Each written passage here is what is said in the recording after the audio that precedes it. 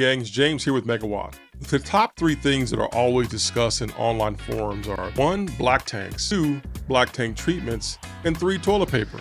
I've seen your comments about not wanting to use toilet paper in your rig or just using the campground facilities only. To help you make a decision around what toilet paper might be appropriate for you, I've transformed my kitchen into an RV and marine toilet paper testing ground. So first up, let's talk about the toilet paper and let's see who's on the list today. The first one's made by Procter & Gamble. It's the Charmin Ultra Strong. It described itself as septic safe, and a total cost for the pack was $7.97. That's for 4 rolls at 220 sheets per roll. It is 2-ply, so the cost per ply is about 45 cents per ply. The next one's made by Kimberly-Clark. It's Scott's Rapid Dissolving RV and Bolt. It claims to dissolve 10 times faster. It is $3.48 for a roll of 4. Claims to be 1-ply, so the cost per ply is about 38 cents a ply. Georgia Pacific Angel Soft and Strong also claims to be septic safe at $3.88 a pack for 4 rolls, 2-ply, 320 sheets a roll. It's down to 15 cents per ply. The next one's Thetford by Camposoft. It dissolves quickly and claims to be septic safe. At $5.98 for a pack of 6 and 396 sheets per roll, it comes down to 13 cents per ply. Next one's made by Camco, RV and Marine, dissolves fast, and also claims to be septic safe. $4.98 a pack with 4 rolls, 2-ply, 500 sheets per roll, comes out to be 12 cents per ply. The next one's Amazon, RV and Marine, waste tank compatible and septic safe. This one was $16.86, but that's for 24 rolls, a 2-ply, and 300 sheets per roll. It comes out to be 12 cents a ply. And the last one's made by Cascades Tissue Group, bathroom tissue, also claimed to be septic safe. Just 94 cents for a roll of 4, but only 150 sheets per roll, and it comes out to be 8 cents per ply. Okay, now it's time to discuss the results. Each one of these was added to a gallon container with assessments done at 1 hour, 2 hour, and again at 12 hours. So here's the results. The Procter & Gamble Charmin Ultra Strong really showed no appreciable dissolution at 1 hour and 2 hours.